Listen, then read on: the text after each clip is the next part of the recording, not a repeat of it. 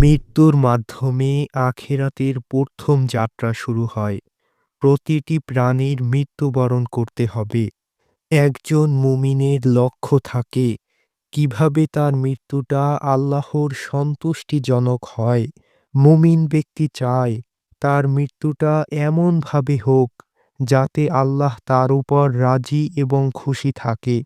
তাই আজকের ভিডিওতে বিশেষ একটি দুরূদ শরীফ সম্পর্কে আলোচনা করা হবে, যেই দুরূদ শরীফটি জুমার দিনে পাঠ করলে আল্লাহ রব্বুল আলামিন পাঠকারীর মৃত্যুর সময় জান্নাতের নাজ নেয়ামত তার সামনে উপস্থাপন করবে।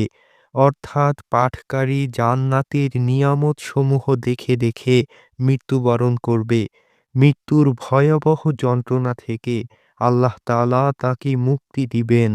রাসূলুল্লাহ সাল্লাল্লাহু আলাইহি ওয়াসাল্লাম বলেছেন, কবর হচ্ছে আখিরাতের প্রথম ঘাঁটি।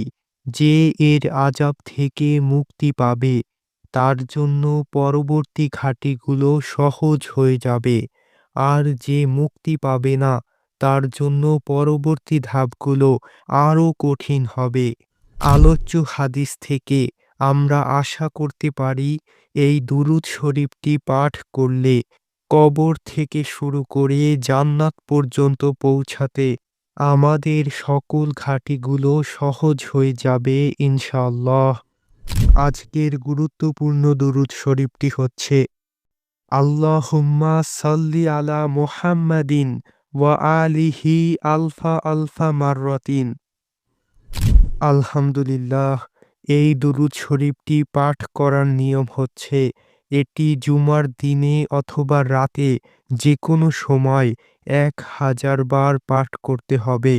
তাহলে পাঠকারী জান্নাত দেখে দেখে মৃত্যুবরণ করতে পারবে। তাই আমরা সকলেই এই আমলটি করার চেষ্টা করব ইনশাআল্লাহ।